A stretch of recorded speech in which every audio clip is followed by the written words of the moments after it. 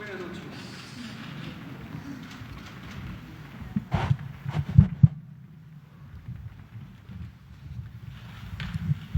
Muy buenas noches. ¿Qué tal? ¿Cómo están? Hoy son las 19 horas con 1 minuto del martes 5 de mayo, día histórico, el aniversario de la Batalla de Puebla, y estamos en el Palacio Nacional de México, en la Ciudad de México, y vamos a iniciar la conferencia de prensa diaria sobre la situación mundial y nacional de la pandemia de COVID, enfermedad causada por el nuevo coronavirus SARS-CoV-2. Y hoy vamos a tener 3 elementos. El primero es el informe técnico de todos los días que presentará el doctor Alomía. Tendremos una presentación por parte del doctor Alejandro Calderón Alipi, coordinador de abastecimiento del Instituto de Salud para el Bienestar, sobre la distribución de los insumos que se preguntaba esta mañana y lo han preguntado ustedes varias veces. Y también, bienvenido, doctor Calderón Alipi, también nos acompaña nuestro querido amigo y compañero, el doctor Víctor Hugo Borja Burto, director de prestaciones médicas del Instituto Mexicano del Seguro Social, y nos va a presentar 2 elementos que no les digo cuáles son para no quemar la sorpresa. Son noticias positivas sobre lo que está haciendo el IMSS al respecto. Bueno, y si da tiempo yo voy a presentar el aplanamiento de la curva para mostrárselos de manera muy gráfica, muy clara, con números y gráficas. Doctor Alomía, por favor. Con su permiso, señor secretario. Muy buenas noches a todas y todos. Iniciamos rápidamente con el cuadro que nos pone en el día en el que nos encontramos. 67 es el número de la conferencia vespertina en la cual nos encontramos a 44 días de haber iniciado la Jornada Nacional de Sana Distancia. En la siguiente diapositiva vemos la actualización del panorama internacional. Vamos a ver la reducción de 1 punto porcentual más, 32% los casos confirmados en los últimos 14 días en todo el mundo. Sigue contrayéndose la pandemia en sí, y vemos también cómo la región de las Américas, de ayer que estaba en 50, ahora está en 51%, es decir, ya representa más de la mitad de todos los casos en el mundo que se han confirmado en esta temporalidad que habla de dónde está la transmisión activa de la pandemia. En la siguiente diapositiva actualizamos nuestros números nacionales, 26.025 casos confirmados. Estos son los casos acumulados hasta el momento, desde que iniciaron, pero resaltamos que son solo 6.708, que representan una cuarta parte de este total.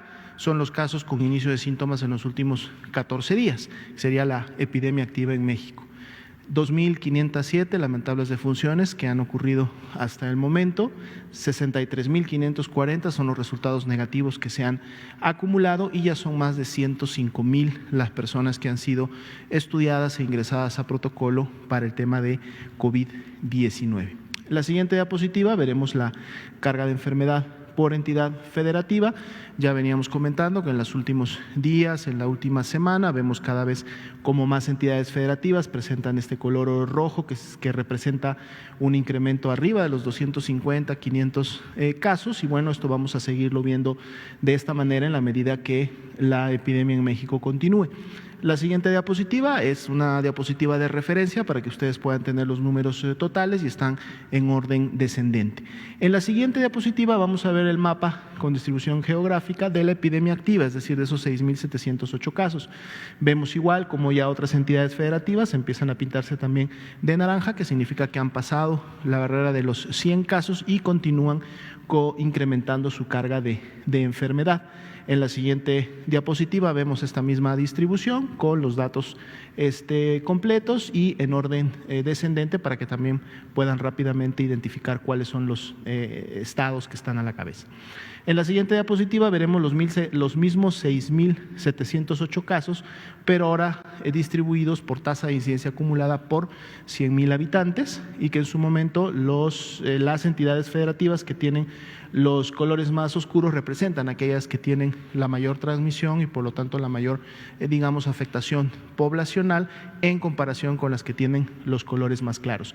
5.24 es la tasa de incidencia de estos últimos 14 días en los cuales se mantiene la epidemia activa en México.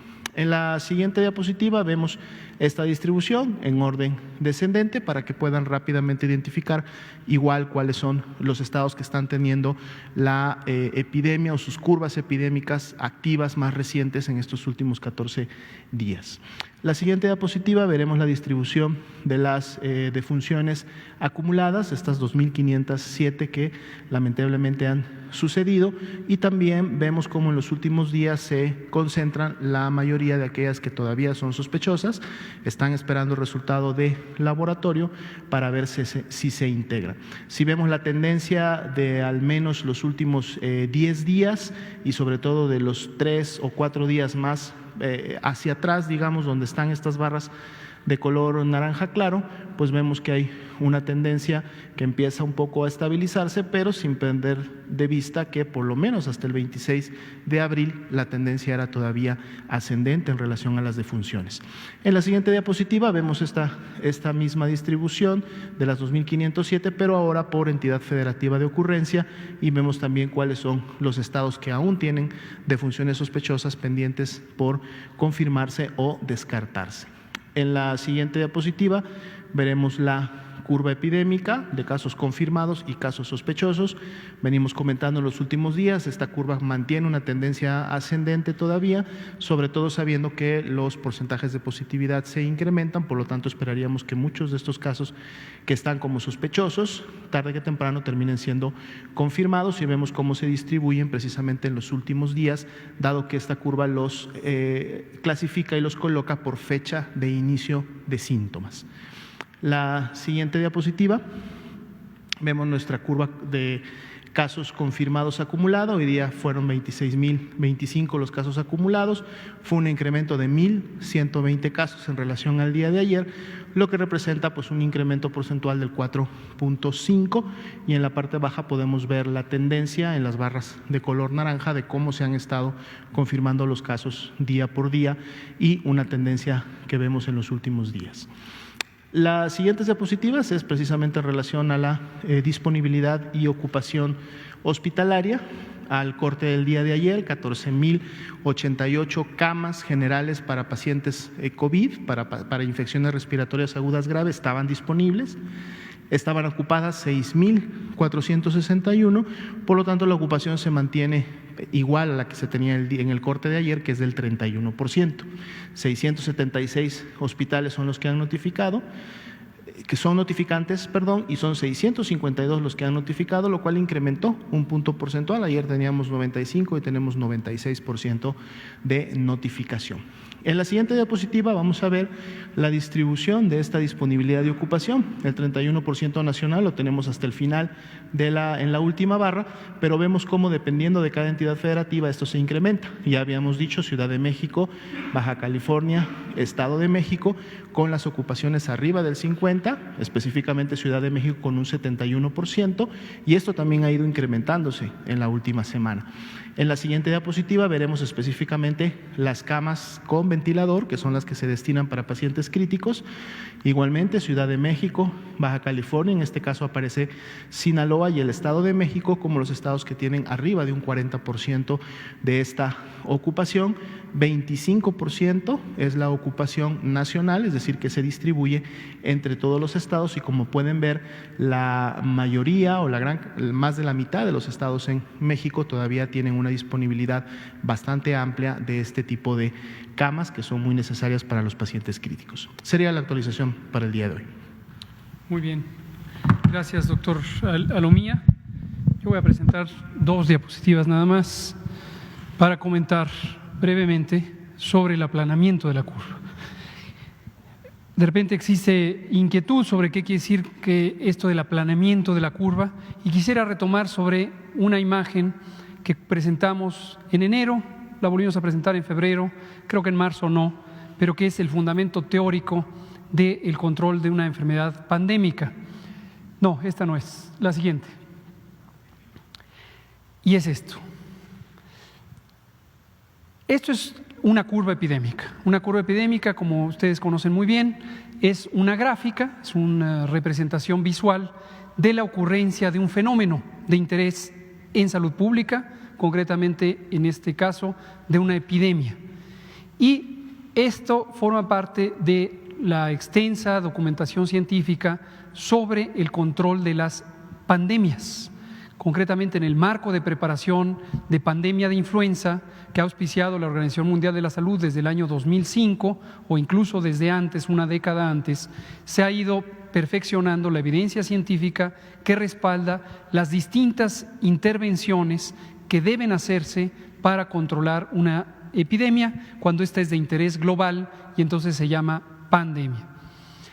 Estas intervenciones, como también hemos comentado, creo que casi cada tercer día, tienen dos capítulos importantes. Uno es la contención, en la que interesa centrarse en casos sospechosos, identificarlos tempranamente, diagnosticarlos y mientras espera el resultado diagnóstico, es decir, en tiempo inmediato, estudiar a sus contactos. Esta es una intervención muy útil en las fases tempranas del inicio de una epidemia, cuando hay pocos casos y se puede manejar individualmente los contagios. Llega un momento en que es claro que no se pueden manejar individualmente los contagios y para el conjunto de la población se opta por medidas masivas, medidas generalizadas que van a la segunda parte de las intervenciones que se llaman mitigación comunitaria. Y esta mitigación comunitaria se basa fundamentalmente en el mecanismo de distanciamiento social, que aquí le hemos llamado la sana distancia. Y es exactamente lo que hicimos. Y el paso entre la fase 1 y la fase 2, justamente esta es una de sus características fundamentales, el cambio de intervenciones. Hemos dicho desde hace mucho tiempo que uno no cambia la estrategia es un planteamiento panorámico de lo que va a ocurrir en cada una de las intervenciones. Y esto no se improvisa, eso se basa en evidencia científica y obviamente en conocimiento claro. Lo que sí puede ir cambiando es las intervenciones al interior de una estrategia. Regresando a la gráfica, una curva epidémica representa la ocurrencia de eventos, en este caso podríamos pensar que son casos de enfermedad, y se muestran por la altura que se ve en el gráfico a lo largo del tiempo, que es la continuidad en esta dirección horizontal, como múltiples gráficos que presenta el doctor Alomía todos los días. Ahora vean ustedes, aquí está el planteamiento teórico fundamental. Cuando llega una pandemia, es inevitable que exista la epidemia, es decir, es inevitable que el fenómeno se presente y sería completamente estéril pretender que el fenómeno se puede detener o evitar. No tiene sentido caer en esa fantasía. La historia de las pandemias y las epidemias diversas a lo largo de centenas de años demuestran que no es factible, ojalá lo fuera, pero no es factible, no es posible detener una enfermedad epidémica. Si no, no existirían las epidemias. Pero lo que sí es posible es mitigarla. Y mitigarla quiere decir reducirla, achicarla, bajarla, atenuarla, minimizarla, hacerla menos impactante. Y ahí se muestra en este gráfico exactamente de qué manera. Esta curva negra representa teóricamente la curva epidémica de una enfermedad infecciosa de carácter pandémico cuando no hubiera intervenciones, cuando la dejamos a libre evolución, que se contagien todos los que tendrían que contagiarse y entonces se presentan cada vez más contagios y más contagios y más contagios y más contagios hasta que se alcanza un punto crítico que se llama acmé o clímax o momento máximo o pico de la epidemia, generalmente porque se alcanza un estado temporal o permanente de inmunidad poblacional, conocida también como inmunidad de rebaño, y entonces ya no hay oportunidades de contagio. Esto puede ser, insisto, temporal y puede ser local. Puede ser que en una ciudad vecina no se ha alcanzado ese estado, pero en una ciudad que está siguiendo esta trayectoria sí se alcance. Y entonces empieza a reducirse el número diario de contagios y cada día hay menos y menos y menos y menos y menos. Característicamente las enfermedades epidémicas infecciosas tienen esta distribución que sigue un comportamiento exponencial en el ascenso y luego algo parecido, aunque con más variantes, en el descenso. Puede haber descensos lentos, puede haber descensos acelerados, dependiendo de muchas cosas que en este momento no viene al caso mencionar. En la línea rayada, en esta curva que se alcanza a ver con este patrón de rayas es la curva epidémica que se observaría si se hacen las intervenciones de mitigación y si éstas se hacen oportunamente y de una manera adecuada, de una manera consistente. Esto es muy importante. Consistente quiere decir con un patrón que sigue una misma regla, por ejemplo, mantenerse en casa a lo largo de todo un periodo definido. Si en un momento dado esa regla se pierde y a veces se sale de casa, a veces se queda en casa, a veces es más estricto el confinamiento, a veces es menos estricto, no tendríamos una curva como esta, porque habría rebrotes y podríamos tener, por ejemplo, una curva con subidas y bajadas. Regresando al planteamiento teórico de cómo se maneja una epidemia, hay tres objetivos principales. Hay muchos objetivos, pero tres destacan respecto a la transmisión. El primero es, queremos que el momento epidémico se retrase. ¿Por qué queremos que se retrase? Porque en la mayoría de las circunstancias con una pandemia, los sistemas de salud en el mundo no están preparados para recibir algo que es, por definición, emergente, extraordinario.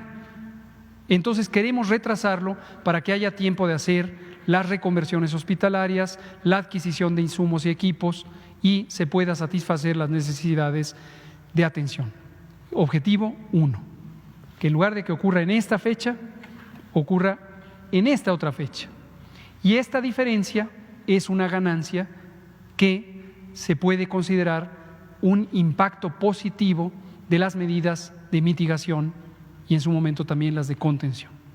Segundo objetivo importantísimo es que la altura de esta curva se reduzca, porque la altura lo que representa es la cantidad diaria de casos que se presentan en un día particular, en este caso el momento máximo. El interés es para todos los puntos de la curva. Aquí también quisiera tener una curva más pequeña y aquí, y aquí, y aquí, y en cada punto de la curva. Pero se ve más claramente cuando hablamos de el punto más alto de la curva.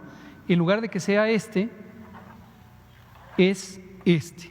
Y ese es el objetivo 2, reducir la carga de casos, la cantidad de personas enfermas en un mismo día, para que no se saturen los hospitales. La tercera es lograr que el conjunto, es decir, todos los casos que están representados en esta curva, ahora sean los que están representados en esta curva y el área bajo la curva, que es la cantidad de casos que se ven en este gráfico, sea menor. Y ese es este tercer objetivo, que haya menos casos en forma absoluta. Veamos ahora la realidad, esto es la teoría. Veamos lo que ocurrió en México y el por qué hemos dicho con toda convicción desde hace varias semanas que la curva se aplanó o se está aplanando porque continúa reduciéndose la magnitud de esta curva. Veámosla, por favor. Estos son datos reales. Las dos curvas, lo explicaré, ahora sí se ven fechas reales y se ve el 27 de febrero cuando empezó en la noche, prácticamente la madrugada del 28, la detección del primer caso en la Ciudad de México. Lo voy a ilustrar exclusivamente con la Ciudad de México, que quede claro. Esta es la curva de la Ciudad de México, del Valle de México, no es de todo el país. Y aquí está, ahora sí, números reales de casos, el tiempo, los casos. 3 elementos de información. En la curva roja está la predicción. Esta predicción es la que hicieron los grupos científicos de matemáticos coordinados por el CONACYT hace varias semanas, cuando todavía no se conocían todos estos casos, e hicieron esta predicción. Y la hicieron con base en los primeros casos que se presentaron en el intervalo de 10 días, antes de que viniera el punto de inflexión, y después con un modelo matemático de transmisión pudieron predecir que esto es lo que habría ocurrido.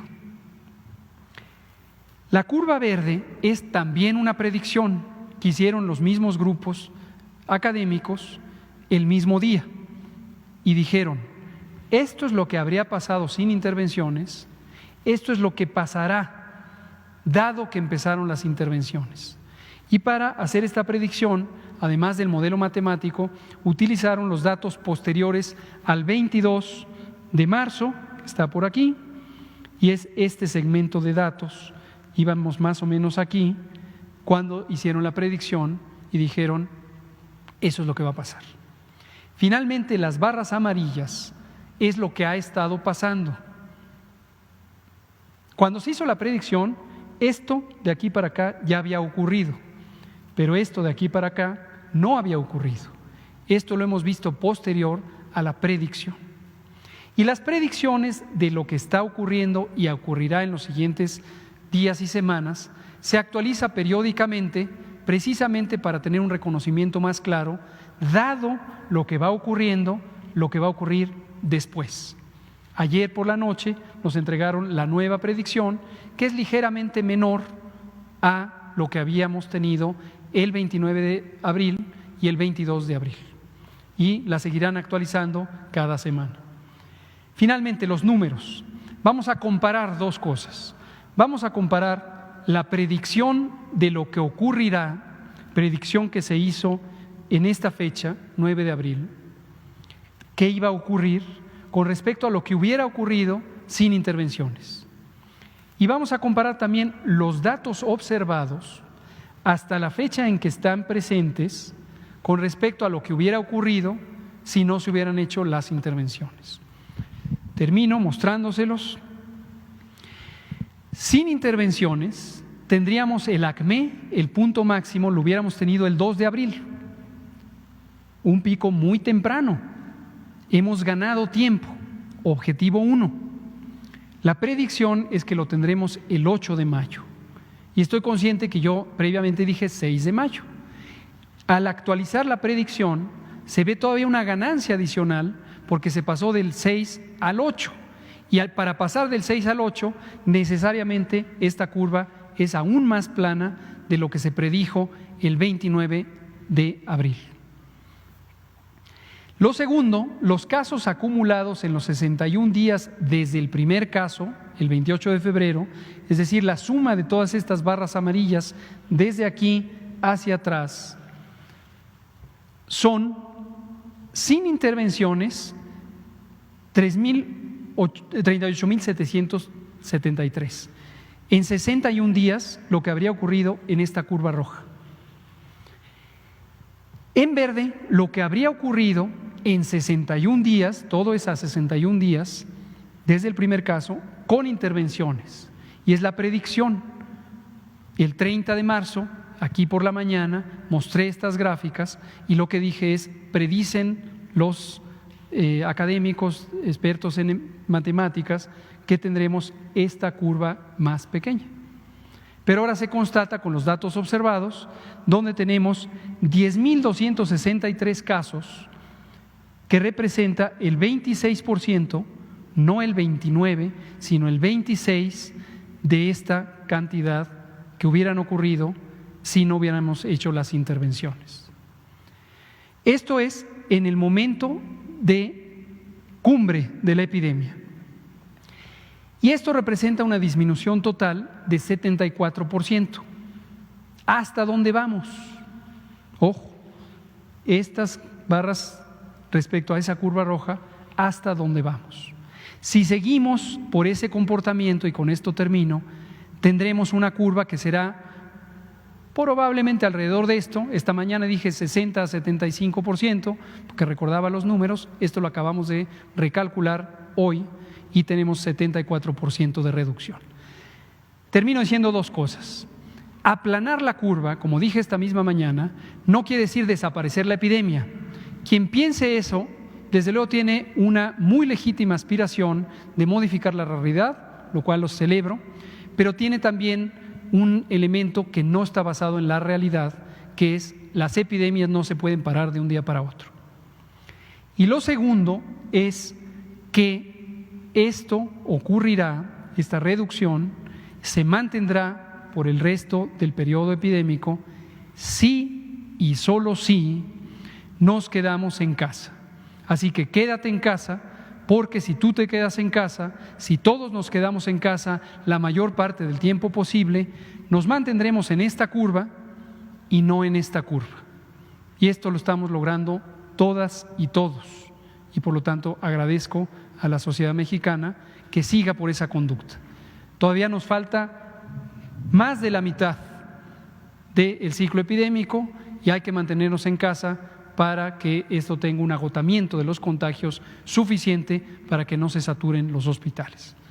Gracias. Le voy a pedir ahora al doctor Calderón Alippi, si es tan amable, de pasar al siguiente tema. Muchas gracias, subsecretario. Con su permiso, compañeros, buenas tardes a todos. A continuación les voy a dar a conocer la distribución que hemos hecho con las compras que se han realizado para atender la pandemia del COVID-2019. La siguiente, por favor. Agrupamos esta compra en 4 grupos principalmente, el cual consta de equipos de diagnóstico y laboratorio. De estos insumos que se adquieren, se envían directamente al INDRE, que es la institución que organiza todas las pruebas diagnósticas en el país, con ayuda de los laboratorios estatales.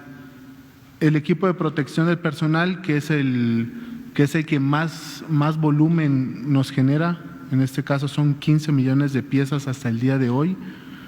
Insumos para higiene de manos y desinfección, que incluye gel, jabón líquido, cloro, todo lo que esté relacionado a desinfectar los sitios de trabajo de los profesionales y donde van a estar los pacientes. Y medicamentos.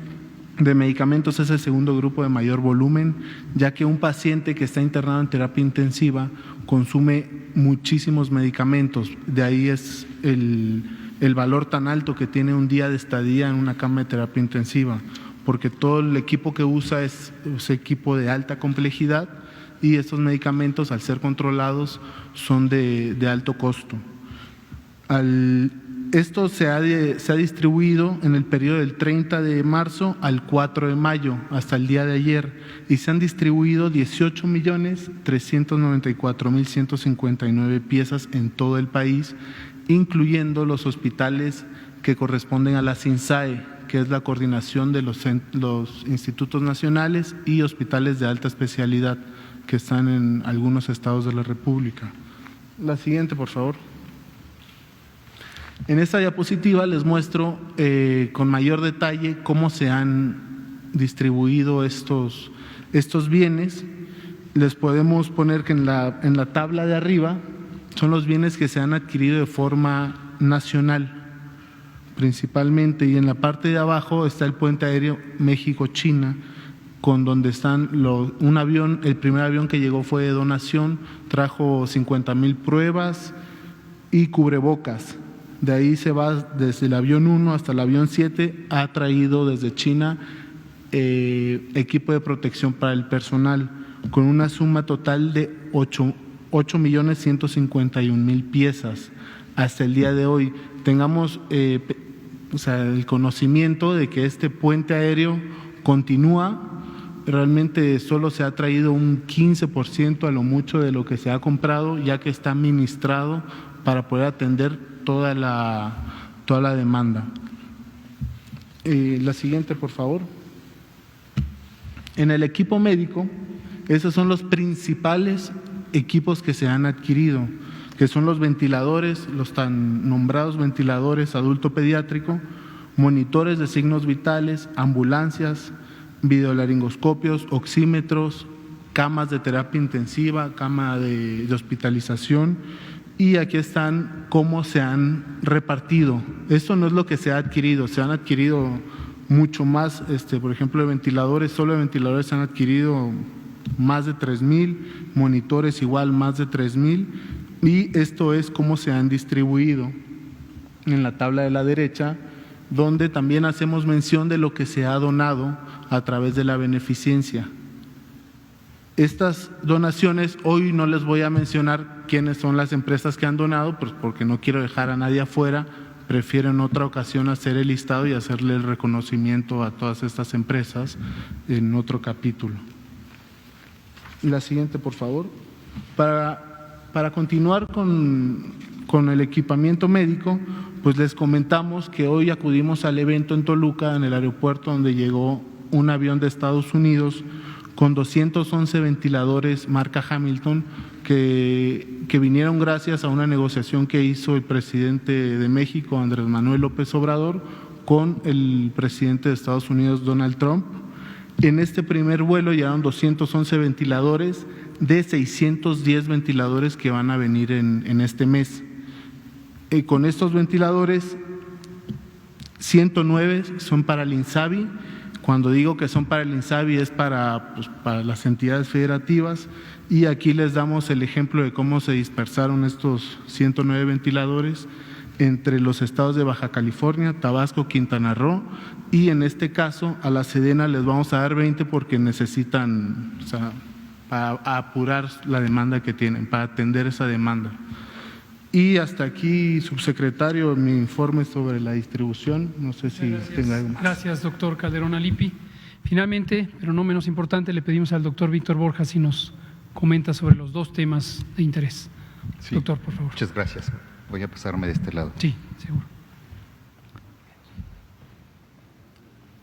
Vamos a comentar el día de hoy, la anterior, por favor, la de la calculadora de riesgo. Hemos hablado aquí previamente que la infección por el SARS-CoV-2 puede ser distinta en la población, pueden tener una enfermedad leve, puede haber entre estos leves algunos sujetos asintomáticos, y hay un grupo que puede ser muy importante, que son aquellos los que desarrollan la enfermedad grave. Estos que desarrollan la enfermedad grave pueden llegar a ser hospitalizados, hay algunos más críticos que necesitan ventilación mecánica y algunos de estos pueden fallecer.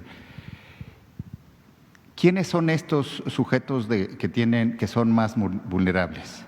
Son más vulnerables aquellos que tienen algunas comorbilidades, hemos hablado previamente. Estos que tienen comorbilidades en el IMSS pueden llegar a ser hasta 30 millones de derechohabientes. Entre ellos se encuentran aquellos que tienen obesidad, hipertensión, diabetes, algunas enfermedades que les llevan a la inmunosupresión y algunas otras enfermedades que disminuyen la capacidad del organismo. También es importante el grupo de edad. Ustedes saben que los niños, los jóvenes, reaccionan de una manera distinta y a medida que aumenta la edad, también progresa el riesgo de tener una enfermedad grave, y también se ha observado la diferencia por sexo. Se observó en Italia y lo hemos observado también en México con estos datos. ¿Qué es lo que hicimos? Hicimos una calculadora de riesgo con datos que tenemos en el IMSS. Comparamos dos poblaciones, un grupo que… la siguiente, por favor. Comparamos dos grupos. Un grupo de pacientes, cerca de 2,000, que desarrolló enfermedad grave, que fue hospitalizado o que falleció, con un grupo de enfermos leves, que fueron confirmados ambos. 2,000, cerca de 2,000 confirmados que tuvieron enfermedad grave y 2,000 que tuvieron enfermedad leve. Lo seguimos a través de los días. En el IMSS tenemos un sistema de seguimiento que nos reportan diariamente cómo se encuentran los pacientes en los hospitales, de tal manera que dimos el seguimiento a través de 2 semanas al menos de cada uno de estos grupos de pacientes. Comparamos sus antecedentes. Ustedes saben que cuando tomamos la muestra hacemos una entrevista que se llama estudio epidemiológico.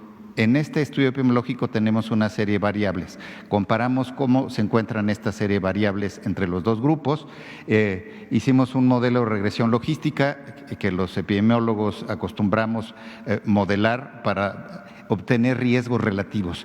¿Qué tanto se relaciona una variable con el desenlace? La que sigue, por favor. Y obtuvimos dos cosas. Uno que se llama el riesgo relativo, es qué tanto aumenta el riesgo de padecer la enfermedad grave si acaso se infectan a alguien con esta característica. Es la tabla de la izquierda. Y después calculamos una cuestión distinta, que es la fracción atribuible, de la cual hablaré después. Del lado izquierdo vemos que los hombres tienen hasta 81% más de riesgo de desarrollar una enfermedad grave que las mujeres si se infectan. Para la edad aumenta por cada año cumplido después de los 20 años hasta 7% el riesgo de adquirir una enfermedad grave dado que se infectan.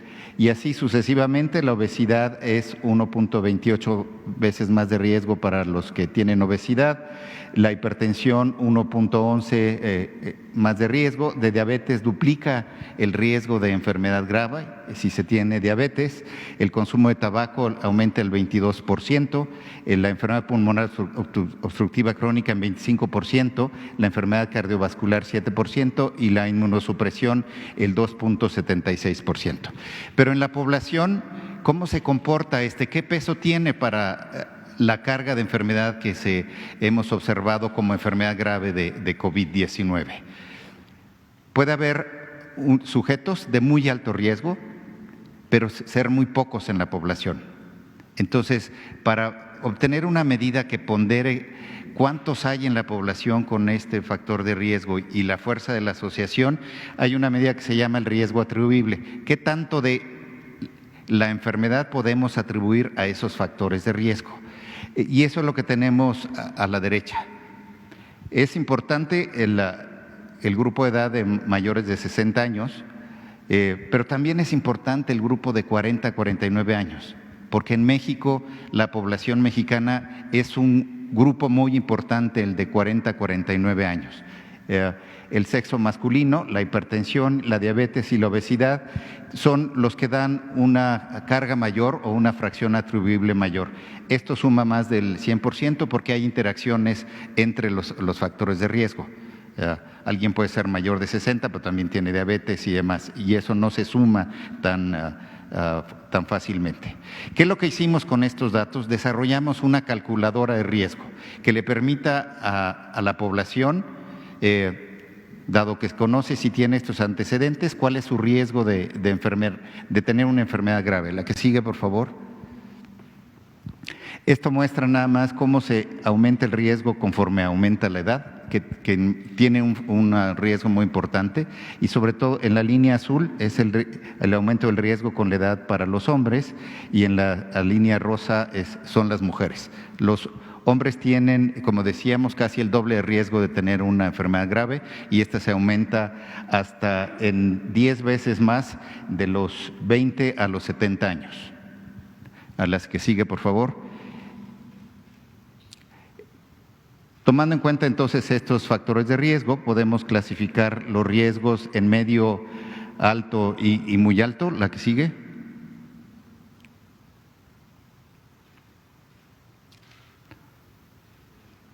La siguiente. Desarrollamos esta calculadora de riesgo que se encuentra en la página del IMSS o puede ser directamente accesado en el código QR con su celular, si alguno de ustedes lo quiere probar. Esta calculadora, entonces, la que sigue, les pregunta, vamos a dar 3 ejemplos. Este es el riesgo para una mujer de 25 años y da un riesgo del 12%, un riesgo medio para el desarrollo de una enfermedad grave. La que sigue, por favor.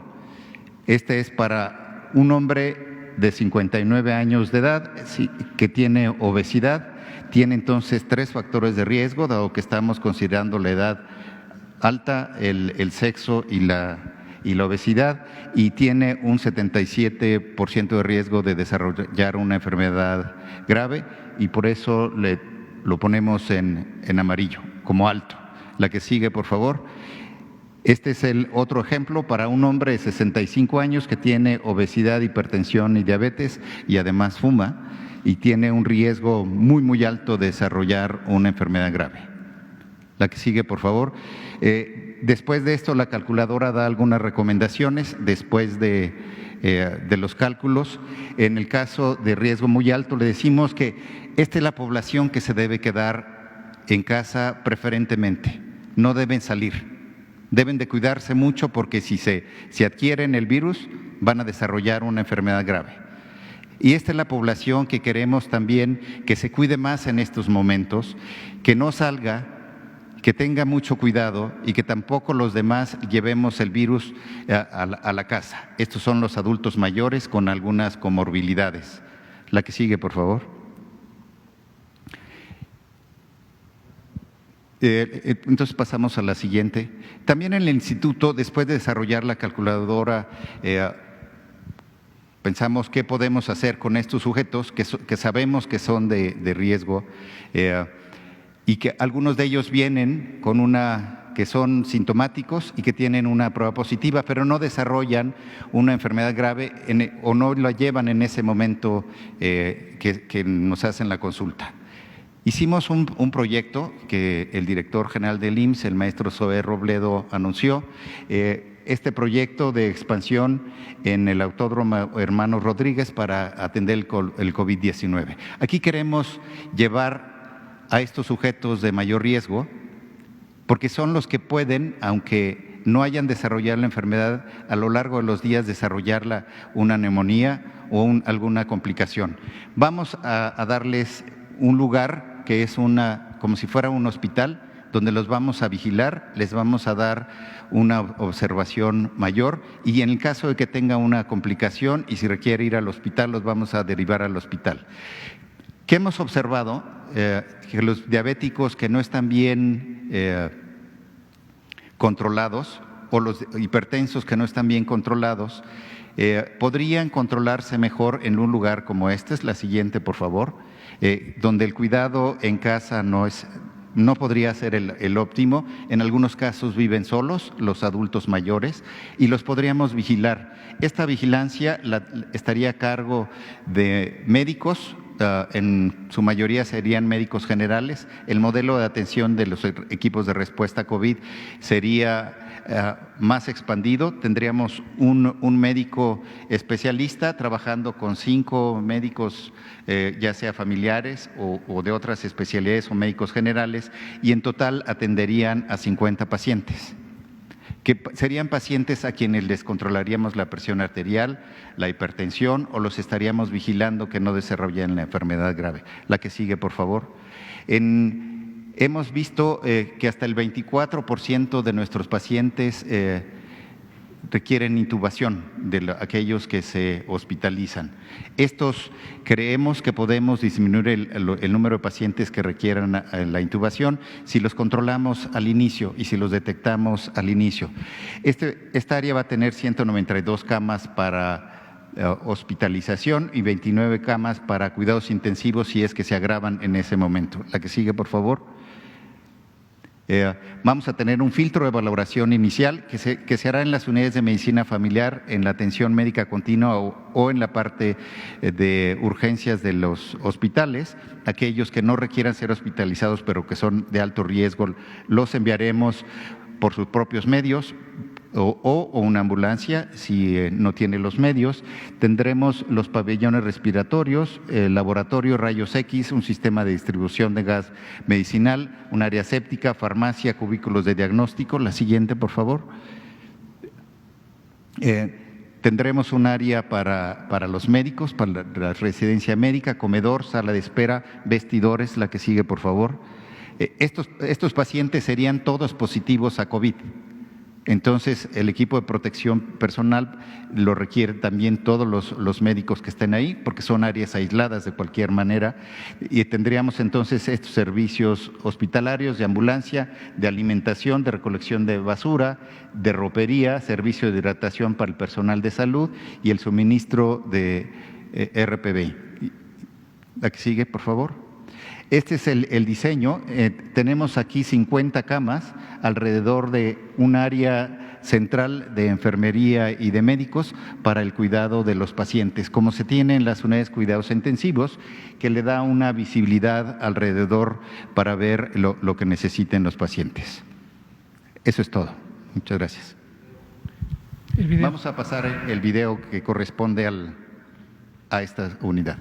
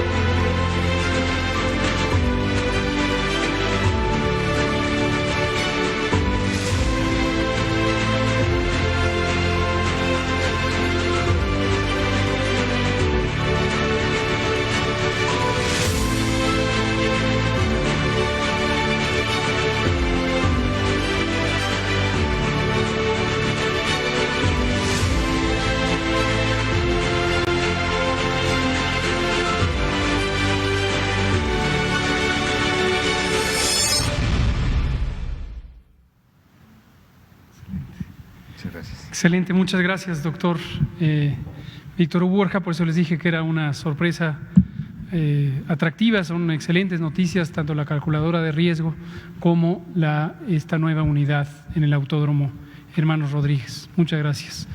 Juan Carlos, por favor, usted. Empecemos. Araceli. ¿Qué tal, doctor? Carlos Guzmán de ABA Noticias y de Ángel Metropolitano. Dos preguntas. La primera, dividida en dos. Esta fecha que estiman del 13 de mayo para comenzar operaciones con este centro que está en el autódromo, ¿ya es fija? La segunda, si nos puede mencionar, en base al modelo que presentó hace unos instantes en cuanto a que se ha reducido 74% el estimado que se tenía sin no intervención, ¿también puede dar un escenario alentador para el reinicio de actividades que está programado para el 17 de mayo en algunas partes y para el 1 de junio? ¿Se podría adelantar esto en el país? Y en la tercera, si nos puede mencionar un poco de lo que platicó con los senadores de la República previo al 1 de mayo, que ellos decían que consultaron con usted para suspender las sesiones del periodo extraordinario o no convocar a un periodo extraordinario esta semana justamente, que es la semana D que yo le llamo. Gracias, doctor. Muchas gracias. ¿Es esta fecha fija? Solo se podía modificar para antes.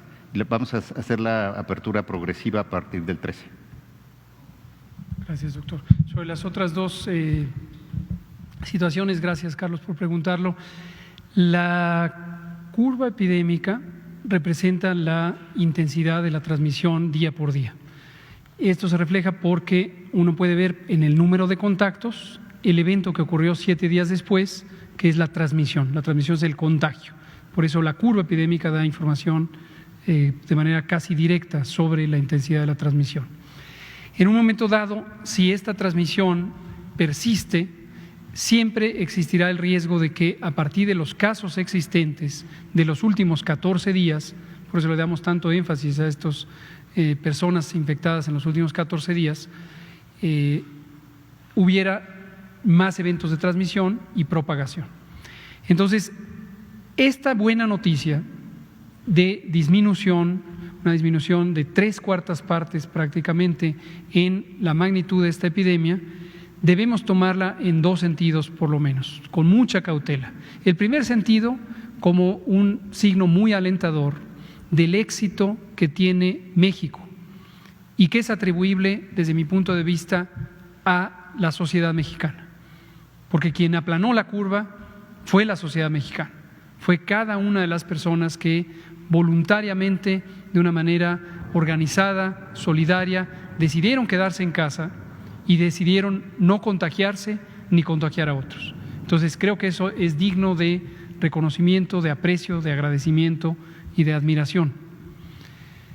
Pero no debe interpretarse como una señal de que podemos anticipadamente suspender las medidas. Si suspendemos las medidas de manera anticipada, lo que vamos a tener es un rebrote. Vamos a tener un repunte nuevo de la epidemia. Por eso he dicho una y otra vez, sí y solo sí, nos mantenemos con estas intervenciones hasta un momento razonable en donde la cantidad de contagios se puede manejar de una manera semejante a la fase 1. Noten ustedes que si dividimos la curva epidémica en dos, es como verla con un espejo. Lo que ocurrió al inicio fue de subida, lo que ocurre después es de bajada y los eventos de baja transmisión aquí en la fase 1 pueden ser comparables con los eventos de baja transmisión en la salida. Pero eso se tiene que hacer de una manera muy organizada. Eventualmente tenemos que hacer lo que llamamos desconfinamiento, la liberación de las actividades. No se puede mantener perpetuamente una sociedad en este estado de limitación de su movilidad en el espacio público. No se puede, porque aún las sociedades que son equitativas o más equitativas, definitivamente México no tiene una distribución justa de la riqueza, es una de las sociedades más desiguales en términos económicos y sociales, y aún en las que son más o menos igualitarias, no se puede, porque tiene consecuencias importantes. En una economía como la mexicana, en una sociedad que tiene al 50% de las personas viviendo al día, si nos mantenemos de esta manera, empezamos a causar graves y grandes daños a las personas, a su bienestar. Entonces, en todo momento, cada día, cada minuto del manejo de esta epidemia, desde la planeación, el 3 de enero, cuando empezó, tenemos estos dos elementos por considerar. Hoy tuvimos una nueva sesión semanal con las y los secretarios de salud de los estados, la tenemos todos los martes. El doctor Benítez, secretario de Salud de Hidalgo, y la doctora Gloria Molina de Tamaulipas, entre otras y otros, expresaron una inquietud que me parece totalmente adecuada, legítima, muy oportuna, que es cómo reconciliamos el mensaje del momento en que se termine la jornada nacional de sana distancia, el 30 de mayo, de origen está planeada para esa fecha, cuando algunas entidades federativas, es el caso de Hidalgo, es el caso de Tamaulipas, van a estar teniendo ascenso de su curva epidémica.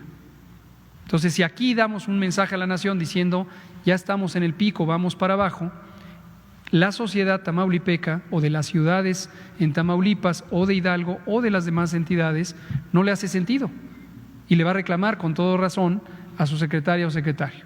Entonces, ese señalamiento nos pareció absolutamente legítimo y lo que acordamos es, vamos a ir dejando claro que una cosa son las medidas generalizadas nacionales, muy oportunas, muy útiles, muy efectivas para hacer este control inicial de la epidemia, y otra situación diferente es que, como hemos dicho muchas veces, las ciudades del país tienen distintos momentos de epidemia. Entonces, todavía faltan muchas ciudades que van a tener su momento epidémico 1 semana, 2 semanas, 3 semanas, 6 semanas después de lo que ha ocurrido en la Ciudad de México, que fue la primera en tener la epidemia.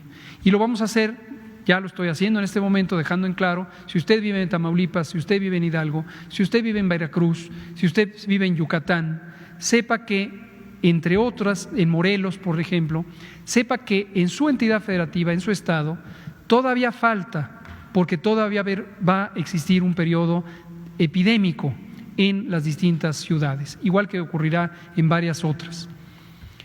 Ese es el mensaje que quiero dar en este momento. Gracias, Carlos. ¿La curva no se aplana de forma nacional? Es una excelente pregunta también. La curva no se puede dibujar a nivel nacional. Por eso es que no presentamos curvas nacionales. Y los propios matemáticas y matemáticos nos lo recomendaron, como epidemiólogos lo sabemos, porque en realidad, si pensáramos en la curva de todo el país, que si hubiera una posible curva nacional, está compuesta de curvas pequeñitas, medianas y grandes al interior, que son de las distintas localidades. Imaginen ustedes que México fuera un continente y que estamos viendo la curva de un país, la curva de otro país, la curva de otro país. No están sincronizadas, ocurren a distintos tiempos. Entonces, en realidad, no se puede considerar una sola curva. Al final del día, si sumáramos todos los casos, podemos desde luego graficar la curva y la vamos a ver que va a estar mucho menor que lo que hubiera ocurrido sin intervenciones. Así como la movilidad varía entre los estados, y hemos presentado, mañana toca presentar la estadística de movilidad, también la curva epidémica en algunos estados habrá reducido 74% como en la Ciudad de México, quizá en Tijuana es otra cantidad, quizá en Villahermosa es otra cantidad, en Cancún es otra cantidad. Y las podemos ir presentando para ver este fenómeno también. Gracias. Creo que nos queda tiempo de una pregunta corta. Bianca Aguirre. Doctor, bueno, pues si puede comentarnos, por favor, acerca de esta reunión, más de esta reunión que sostuvieron. Tengo entendido que también a las 8 de la noche va a haber otra, usted corríjame, por favor. Y también quiero saber si el 25 de junio ya con este cambio del pico ya de más alto de contagios, del 6 al 10, que ahora será el 8, ¿el fin del primer ciclo de la pandemia seguirá siendo el 25 de junio? Por favor, gracias. Gracias. Esa curva que presentamos de origen estaba basada en la primera predicción que se hizo al inicio de abril y mostraba precisamente el final con el 95% de la curva resuelta el 25 de junio. Hemos tenido 3 nuevas rondas de actualización de la predicción, la más reciente ayer por la noche, y también dan buenas noticias porque al recorrerse el pico se recorre también la cantidad de casos. Pero dan una noticia que podría ser hasta cierto punto insatisfactoria, que conforme se hace una curva más pequeña, se alarga.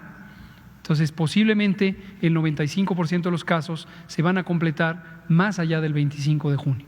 Esto desafortunadamente así funciona, no hay manera de ganar en todos los temas, en el tiempo y en la cantidad, porque precisamente el propósito, como lo expliqué en la gráfica teórica, es que esta cantidad de casos la distribuyo en el tiempo. Al final del día voy a tener menos casos, pero la contribución principal son los objetivos 1 y 2, el recorrer el momento del pico y el hacer que sea más pequeño.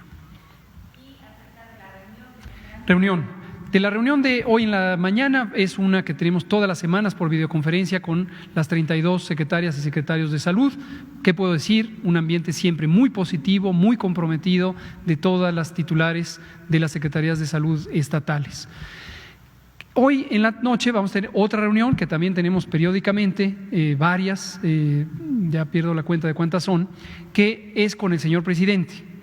Y es precisamente, él le da un seguimiento directo y puntual a todos estos elementos técnicos en la adquisición de insumos, en las proyecciones epidemiológicas, en las reconversiones, y cada uno de los elementos se le presenta, se conversa, se afinan tiempos, planes, ajustes, elementos.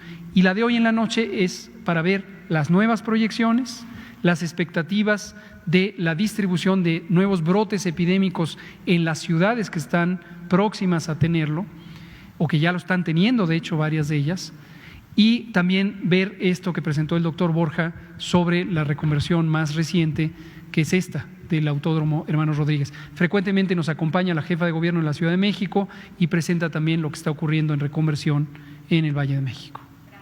Gracias. Creo que ahí acabamos, son las 19:59. Seguimos mañana. Muchas gracias. Buenas noches.